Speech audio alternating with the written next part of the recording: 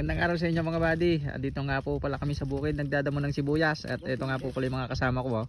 Si Ison the Pogi tsaka si Nunoy. Merienda na kayo ng sopas. Ison. Kakaibang sopas po yan. No? Sopas may yelo. Sandukin mo para hindi matapon. Okay ba?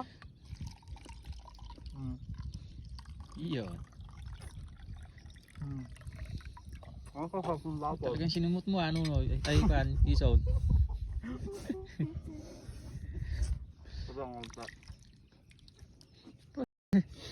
Nahiya pa si Huwag ka lang magpajama, Ison. At iitim din yan. Ayan, magdadamo na naman po kami ng sibuyas. Ang oras ngayon ay alas 12 na mga buddy. Siyempre kasama ko itong mga dalawa kong magigilas na magdadamo.